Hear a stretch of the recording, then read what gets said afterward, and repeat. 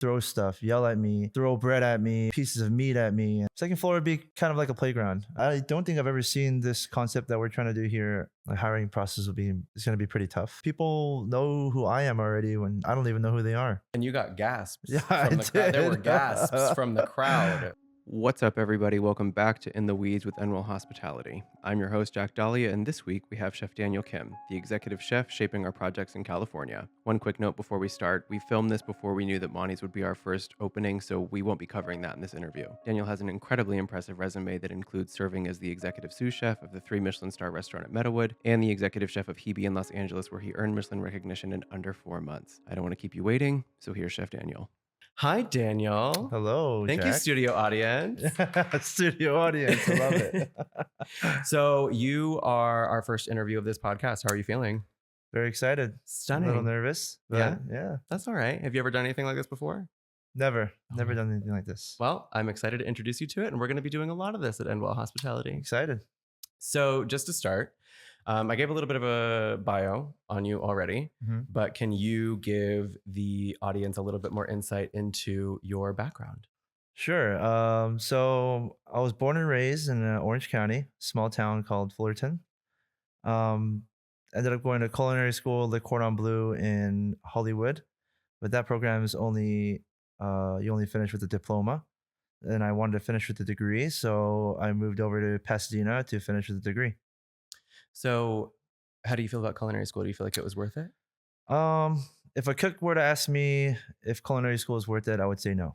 Okay. I would tell him to come work with me. I'll teach you more than you'll ever learn in culinary school. Okay, so you think that work experience, like relevant kitchen experience, is more? Oh yeah. Okay. Work experience. I can tell you like a handful of things that I remember from culinary school, and it's just so expensive. I mean, it's great to get a little jump start because you get a degree, but how was the culture? Was it competitive? Were people nice? People are nice. I mean, a lot of people that go there don't know anything about cooking. I mean, I went into culinary school not knowing what a rosemary or a thyme was, but for me, it was extremely stressful because I didn't know much about food. But I just knew that it was a passion of mine because my mom is an amazing chef, and the way she shows her love is through food, and that's kind of how I figured out that I wanted to be a chef and go to culinary school. So just by watching, you weren't like really cooking a lot in high school? Not really. I'd cook a little bit here and there, make some omelets when my mom's at home. But I've heard an omelet's a really good test of a chef. I mean, yeah, it's hard. It's difficult. It's difficult to make a perfect omelet for sure. Yeah, I was at home one day and I didn't know what I wanted to do as my career. And I was watching TV and I just came across this ad that said Le Cordon Bleu. And I was like, I don't know what, something in my brain just kind of triggered, and I just felt like I needed to go check it out. And then I gave them a call and they were like, why don't you come in and check it out? Went in there, and as they were giving me the tour, I just kind of fell in love with the place. I thought it was amazing. I thought it was so cool. So I just asked my parents if I wanted to go to culinary school, would they support me? And they said 100%. If it's what you want to do, then we have your back all the way. So I applied, and then from then I just worked as hard as I could, and graduated within I think a year and a half. And you graduated with a degree within a year and a half? Yeah, it's a year and a half program. Girl, I need to go to culinary school. That's crazy. Yeah, but you learn really quickly that you don't really learn much there once you get into the field. Yeah. So then was it something that you since it wasn't necessarily something that you sought out to do, once you got in there and classes started, did you take to it immediately and enjoy it and sort of see it as a fun challenge, or did you ever get dejected at any point? I thought it was a really fun challenge. I didn't know I was going to have that much of a drive into it, but something about it was just so fun, exciting.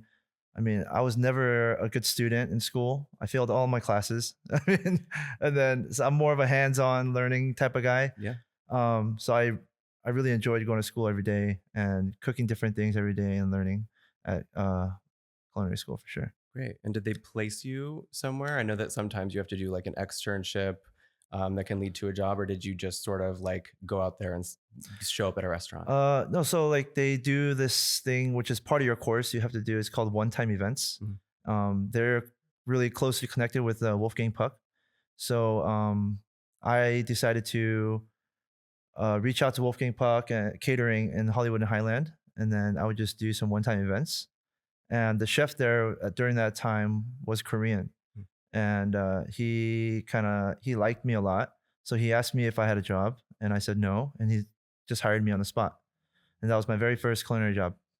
There are so many stories like that Yeah, in the chef world of like, and then I was just hired on the spot. Like yeah. there's conversation, and then this just happened. Why do you maybe have any insight or any ideas as to why that might happen so much? I think as being a chef now, you can kind of see when you see a cook that this kid has drive, Mm. and like you can see the passion in them. And obviously, some kids you can also see that some cooks you can tell that it's not their passion; it's just a job to them. Right. For me too, if I did see someone that's a cook that I can tell that he has passion, he's driven, he wants to do this, I would walk up to him and be like, "Hey, you have a job? Like, you want one? I'll give you one if you want one." But if there's like those lazy cooks out there, I would just be like, I wouldn't even bother talking to him, to be honest. Yeah, fine dining kitchen is really not a place for a Yeah, lazy person. That's yeah, not going to work for very long. yeah. Remind me, when did you start culinary school? 2007, 2008, 2007. 2008. Yeah, graduated 2009, culinary school. So that's been about 15 Yeah, around 15 years. years. Have you noticed a lot of changes in the sort of like kitchen culture, hospitality culture, the industry at large? So back then, um, I didn't know a lot about restaurants because, like I said, like culinary world was never something that I really wanted to do. I didn't know that I was going to be a part of, so I never did too much digging into like best restaurants in the area or whatnot during that time. I just really try to focus on culinary school, graduating, and then I mean I got a job during culinary school, so I was just really busy working, going to school. Um, so change wise, I mean, it definitely did change a lot. I mean, the food now is way more advanced and a lot more technique driven, especially with Instagram and stuff nowadays. It's just a different world. Yeah, absolutely. Mhm. And then what about the sort of like vibe in the kitchen? You know what I mean? Like there's the bear is really popular right Oh, now, right? And so there's that kind of conversation around yelling and screaming and throwing stuff and all mhm. that type of thing. Was that still going on at the time when you first started? Oh yeah. I Yeah. mean, I got in so much trouble because that's how I learned. Mm. A lot of the chefs that I worked with in the beginning were that type. They Yeah. would throw stuff, yell at me, throw bread at me, or pieces of meat at me, and I I, I learned in that way. So as I moved up the ranks in different kitchens, I started doing the same thing, Mm. and I got in a lot of trouble, whether I got fired or whatnot from other restaurants that I used to work at because of that. So you But kind of got caught in that culture shift a little bit. uh, Like it was okay when you were coming up, and then by yeah, the time you were in power, the culture had shifted and you had yep, to reevaluate. yeah, definitely. It's definitely something that I had to work through personally, and I How mean, did you do I that? still am. I mean, I think just just like working out a lot and just doing personal, like taking care of yourself daily. Yeah. Really, Well, I and you think and I it have had a definitely lot of helps a lot. conversations about like, books on leadership or sort of courses on Yeah. leadership that we've talked about, Hmm. so I know personally that you've put in sort of the time Hmm. doing research and trying to learn and all that kind of Yeah. stuff, which is, that's admirable. Yeah. I mean, I learned a lot of that working through Michelin-star restaurants because that's where they have that brigade system Hmm. where it's hierarchy Hmm. and very military driven. And I learned to actually love that stuff. Okay. And one of my favorite books were by David Goggins, where he just like, he's just an insane guy where he can break the world record of doing X amount of miles in one day and like X amount of push-ups or pull-ups. And the quotes that he says are just like, um, I don't know, it's just inspiring. I Yeah. don't know. Yeah, he's a very inspiring guy. And I don't know what it is about like the military, like Navy SEAL kind of thing. It's just fun for me. It's Yeah. just like I want to build my kitchen to be the same way. Did you have a lot of structure in your life growing up? Like, were your parents very like regimented in your life? Mm, my parents, my parents weren't really like strict Hmm. parents. They just kind of let me do what I want, and they Hmm. just kind of were hoping that I would find the thing that I wanted to do. Yeah. Well, then it's And interesting that you sort of gravitated to something with a lot of structure. They gave you a lot of freedom, yeah, and then you found something with a lot of yeah, structure. That's really interesting. yeah, it definitely is. I mean, I'm surprised I mean, I got this far.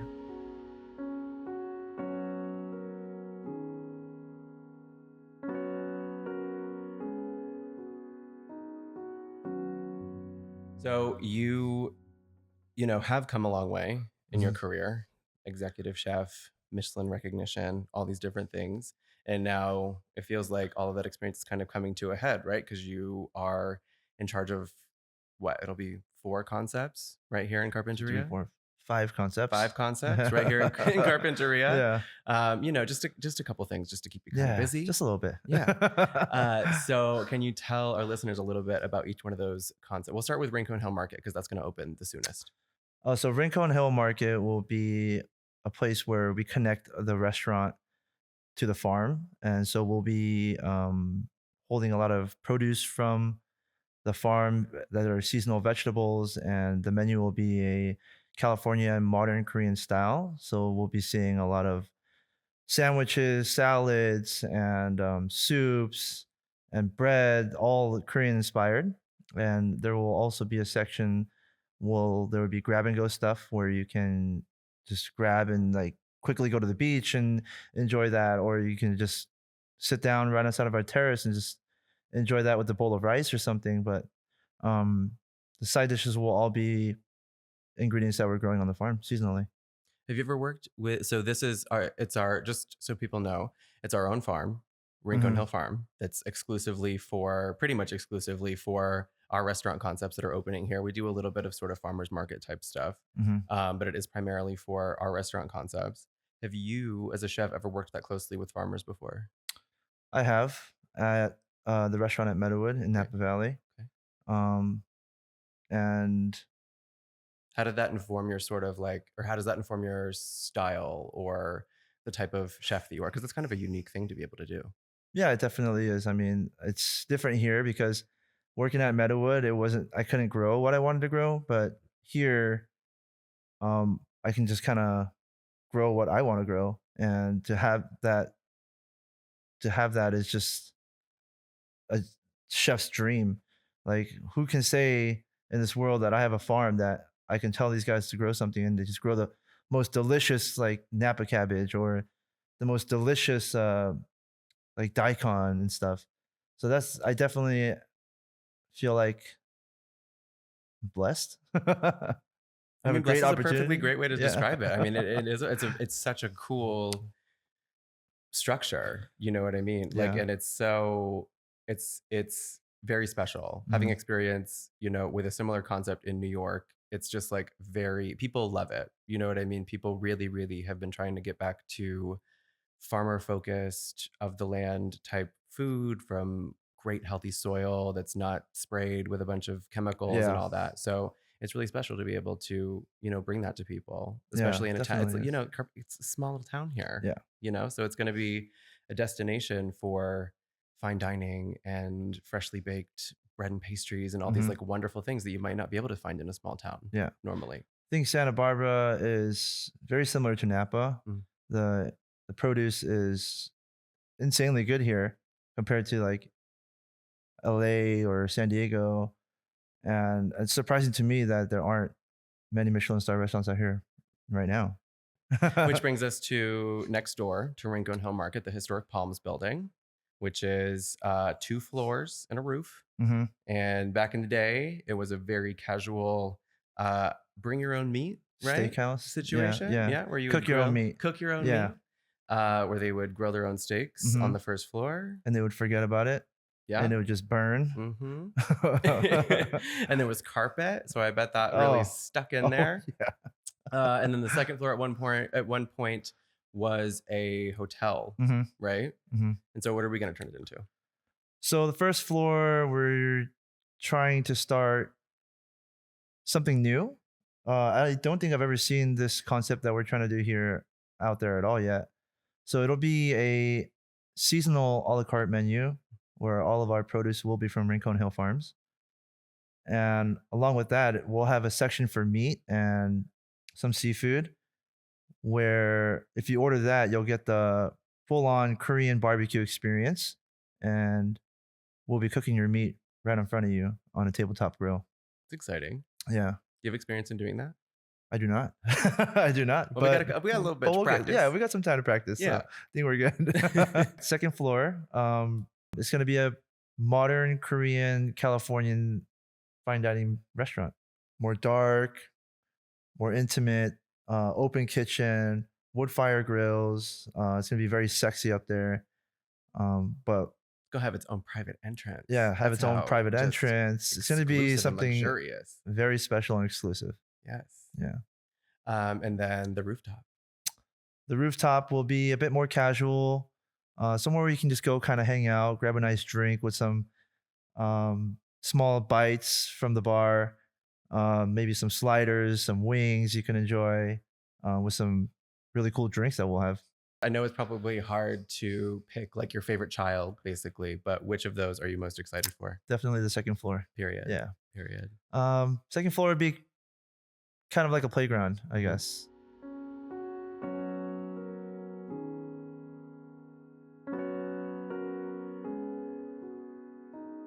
What does hospitality mean to you? Uh, so to me, going through all these restaurants that I've worked at, the culture has just been, especially when you get to like 3-star Michelin, people just think that working at a 3-star is all about yelling and screaming and all that. And I think me and Ryan are trying to build a different culture here where it's more of we want to build a place where people want to come to work and they enjoy coming to work. And like, I don't want people being scared when I walk into work. I want people to be excited. And a lot of chefs want that, but a lot of chefs are angry when they come in, or they're very like they have really high standards, so they get upset. I mean, I'm sure I will get upset too at points, but What happens when you get upset? How do you react? I'm definitely not. I'm not a screamer, that's for sure. Well, that's a start. I won't throw anything at you. That sounds great too. Yeah. We're checking boxes. Yeah. So I mean, I would most likely just kind of pull you aside and just talk to you. Okay. Yeah, I would probably go over it in my head multiple times and really calm myself down, and then at the end of the day, I'll probably talk to you about it. That sounds Yeah. lovely. I mean, it's that's the tricky thing, right? Is like you don't want to be yelling and screaming and throwing things to the point where it becomes abusive, but also it is your name on the door, right? And it's Yeah. something, it's your passion and Mhm. it's your career, and people come and they pay however much money, to have this fine dining experience, or even just like, first floor, third floor, Mhm. like just a dining experience. Yeah. They expect a certain standard. So, and you want to deliver that because you don't Definitely want to do. disappoint people. Mhm. And like, that goes for everyone in the restaurant or everyone in the company, which is that's something that I found really interesting in my time here, is the fact that like people butt heads a lot, but it's because they both want, or whoever wants, the best result Mhm. and the best guest experience. Yeah. You know what I mean? Like It's that's the passion. right. That's where a Mhm. lot of the fighting sort of comes from. Yeah. So that's something that I always try to keep in my mind if I'm having a disagreement with somebody. You know what I mean? Is Yeah. that we both want the best restaurant, we both want the best story, we Mhm. both want the best. Mhm. So I don't know where I was going with that, but I think it's That great. happened to me earlier. I think it's great that I think it's great that sort of what your reactions are to things, right? So that Yeah. you can get in front of them. What are some sort of benefits to being in a smaller town like this? And what are some challenges that you're expecting? I think definitely the biggest challenge will be hiring. The hiring process is going to be pretty tough for front and back. Yeah. Benefit wise, word will spread fast. True. Hopefully, good words. Yeah. I mean, I was getting my haircut the other day, Yeah. and I told the hairstylist about it, and she was like, "Well, you just told a hairstylist about it, so now the whole town's gonna know." Yeah. So basically, that was our PR announcement. Yeah. Everybody, hey, yeah. And sure enough, someone else walked into the salon, and she was like, "This guy is with the people opening the ponds," and I was like, "Nice to meet you." Yeah, it's a very small town. everyone knows everyone here. Yeah, they do. It's kind of insane. Like people know who I am already when I don't even know who they are. Sure do. And yeah, it's Yeah. it's kind of scary. Well, you've also been like sort of seeding, your name, the Rincon Hill Farm name, and all that into the community over the past maybe month or two. Yeah. Would you want to Maybe. share a couple of the cool experiences that you've gotten to have? Yeah, we did an event with to honor Alice Waters at Bellows Gordo. Mhm. Um, it was also her 80th birthday, which is kind of cool. I didn't Um, realize that it was her birthday. That's amazing. yeah, I think it was like the week before. Incredible. Yeah. Every course was a different chef. We did one, two, like five, Mm-hmm. I think 5 or 6 courses. Mm-hmm. But it was an amazing event. It was such a beautiful venue. Everyone had a great time, and we met a lot of cool people. Yeah. And that's kind of where I first exposed that I would be the chef at the Palms. Yeah, you did. Yeah. And you got Yeah, gasps I from the crowd. There were did. gasps from the crowd. Like Yeah. not even like I'm not even Yeah. exaggerating. It was I mean, crazy. everyone clapped as soon as I said that, Yeah. and I just blacked out after that. Hmm. Yeah. Well, that's good. Well, so does that excite you and make you feel good, or is that something that's maybe more scary? I think kind of both. Yeah, I mean, very exciting. I'm excited that everyone's very excited. Mhm. Um, but also very nervous because I feel like people have this everyone has this view of the Palms, what it used to be. And I'm really hoping that what it's gonna become is something that they'll accept and they'll also really enjoy. Mhm. It's pretty similar to what it was before, but I mean the vibe in there is gonna be definitely totally different, and I'm hoping that the city will actually really like it. Yeah. Yeah, I mean, every time I've mentioned it to somebody, they seem excited. Like I said, the Bella Yeah. Sparta people seemed hella excited. Like it's just Yeah. really, really cool. Mhm. And then after the dinner, Alice Waters actually came to Rincon Hill Farm, right? Yeah, well, that was really You fun, had to really cook for a bunch cool. of people on the farm. Yeah, so Santa Barbara Culinary Experience and the Julia Child Foundation, along with Alice Waters, came to Rincon Hill Farms, and we got to give them a little tour of what's going on over there, and showed them through the avocado trees, showed them the farmhouse, our mushrooms, and then we had the opportunity to cook them a little mushrooms freshly picked from our farm. Uh, and yeah, just made them a little salad, and they loved it. That was the coolest thing ever, and it was beautiful. So, we're nearing the end of our time here. My back is now cooking in the sun because we're using natural light today. So, is there anything that we haven't talked about? Anything from the projects? Anything that you're excited about that you want to make sure that our lovely listeners know about? We all know that everyone's already excited for the Palms. Hell yeah, they are. I mean, can't wait to fast forward a year and a half and just to get everything going and just to show what me and Ryan have ready for everybody in the city and town, and not even from here, just like even LA. We want to be a part of all those like top restaurants in LA and stuff like that. Um, but yeah, we're very excited for the restaurant to open and the farm, and we look forward to seeing everyone there. All right. Well, thank you so much, Chef. This has been incredible. Thank you so much, Jack. All right, everyone. Thank you so much for listening. We'll be back in a couple weeks with another interview, so make sure you subscribe so you don't miss it or our next cooking tutorial. I'm your host, Jack Dahlia, and on behalf of everyone at Endwell Hospitality, remember, be well, eat well, live well.